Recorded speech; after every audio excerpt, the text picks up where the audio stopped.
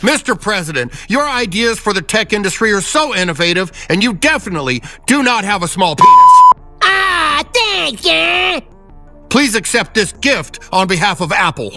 Next! How about just you want to talk, or you want to watch a show together? South Park just torched Apple's golden boy Tim Cook, ripping the billionaire CEO out of his polished Silicon Valley bubble and throwing him straight into chaos. In their new episode, Cook is a groveling pawn, stripped of dignity and mocked in front of the world. This was a humiliation so savage that even Apple's glossy image couldn't survive the burn. That's how South Park kicked things off. A single line that instantly yanked Apple's squeaky clean brand into the filthiest corner of South Park's universe. It is the groveling of all the people around him, which is just great. Tim Cook, the calm and calculated CEO who built Apple into a $3 trillion empire, reduced to a groveling extra in a grotesque White House circus. And the way they did it goes. All right, everyone here to meet with the president, please make sure you have a reservation and that you have your gifts ready. As a reminder, please stay 5 feet away from the president at all times and avoid staring directly into his The White House in this episode isn't the symbol of power and control. It's a carnival, a literal billionaire funhouse where CEOs and world leaders are treated like kids lined up at recess. You have so many great ideas. Your leadership is truly beyond anything we have ever had in this country. They shuffle in with their ridiculous gifts, hands sweaty, eyes darting, terrified of stepping out of line. The rules are as absurd as they are humiliating. And the base comes from Utah and is 24 karat gold, and it sits. I'll take the liberty of setting it up. Congratulations, Mr. President. Thank you so much. And then there's Tim Cook. He doesn't storm in with flashy props or billionaire theatrics. No, he walks in quietly, holding his big Apple plaque that symbolize Apple's influence, its billion-dollar investments, and its polished global image. It's the same energy he brought into the real Oval Office when he promised Trump billions in US manufacturing projects. This clip highlights the fact that Donald Trump's entire approach to government is demanding total fealty and slavish devotion to him. Before Cook can even open his mouth, he's shoved into the exact same humiliating ritual as everyone else, forced to shower Trump with exaggerated praise just to keep the peace. And the humiliation only gets worse. What is your skull? It's a golden Oculus. It's Zuckerberg. Oh, I feel smarter already. Do you feel smarter? I feel smarter. She's making us smarter. AI is incredible. That's the genius of South Park's writing. They don't just mock Cook, they place him in a lineup where his serious corporate move gets instantly crushed by the absurdity around him. It's not just funny, it's surgical. They turn Apple's obsession with control and prestige into a joke about being outshined by louder, flashier billionaires. the like capturing of like the way all these that's what the foreign leaders, they have to come in and say, you're so handsome and you're so brave and you're so good. The groveling. For Cook, the timing couldn't be worse. Apple has spent years selling itself as the grown-up of Silicon Valley, the company that's above the chaos, above the scandals. And yet here, South Park strips away that armor. And so every time it happens, people become a little bit more kind of desensitized to what's happening. And that's what makes this episode sting. South Park isn't just going for a cheap laugh. They're poking at something real. Back in 2019, Trump put Cook under pressure to move iPhone production entirely to the US. Something Cook knew wasn't realistic. He offered billions in investments, but he never gave Trump what he wanted most, a fully American-made iPhone. That tension, the clash between political demands and corporate caution, is exactly what South Park exaggerated. The thing that's also crazy about all this too is like this stuff is still illegal. Yeah. It's still a federal crime. Marijuana is too. The brilliance here is that South Park doesn't need to spell it out. They don't have to say Apple bends under political pressure. They just make you feel it. Watching Cook's plaque shrink next to Zuckerberg's absurd toilet handle is all the proof you need. It's satire, but it's sharp enough to cut, and fans noticed. Anything for the company, right? We're a tech company, right?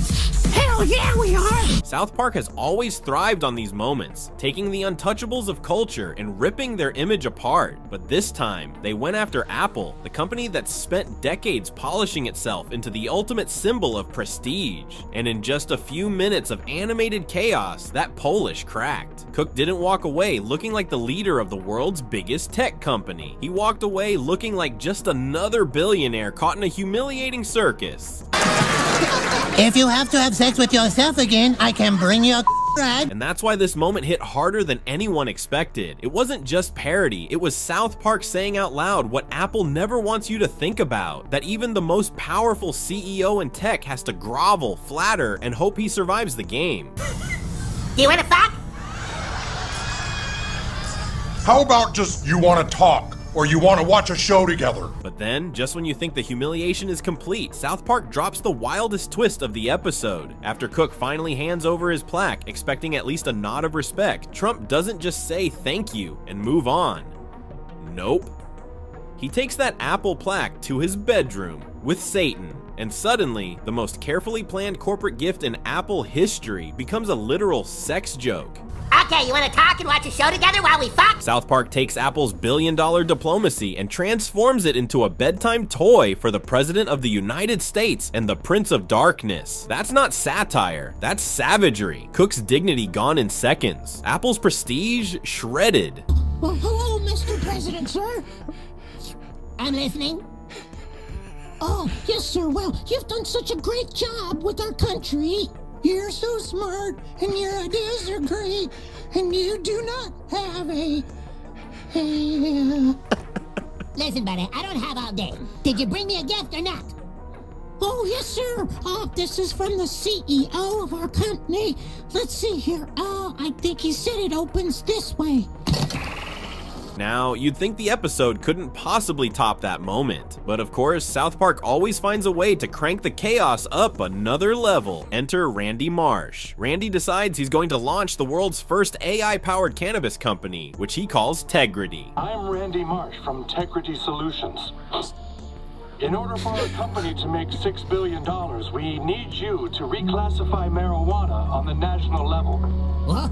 With your wisdom, I'm sure that we can work out an arrangement that will be mutually beneficial. In return for your understanding, I wish to offer you a gift, this incredible towel. And the way the writers parody Silicon Valley's obsession with artificial intelligence is genius. Randy stands there straight-faced, saying things like, "Our AI platform transforms insights from the cannabis ecosystem into global action." Would you like me to start laying out some exit strategies for you, with a focus on retaining any assets you might still have? Yeah, could you do that? Absolutely. Why don't you sleep it off for a few days and I'll get back to you with everything you need. Can you hold this for me? I don't think I should be around it for a while. Yeah, I got it. And here's the clever part. Randy's meltdown mirrors the exact same thing happening with Tim Cook. Just like Randy pretending he has everything figured out while obviously drowning in nonsense, CEOs like Cook are also scrambling to keep up with the shifting political and tech landscapes. And while that clip is funny, the truth is that it puts on full display a reality that's anything but. By the end of this sequence, South Park has turned the White House into a billionaire Hunger Games, where influence is traded in gifts, humiliation is the currency, and Cook's dignity is the first casualty. And honestly, it works because it's not that far from reality. It is the groveling of all the people around him, which is just great. All the enablers. And these CEOs really do line up for power. They really do shower politicians with flattery and investments, and they really do bend when the stakes are high enough. South Park just stripped away the polite press releases and showed us what it looks like when you take that truth to its most ridiculous extreme. That there's no escape from the White House. That's how strong it is.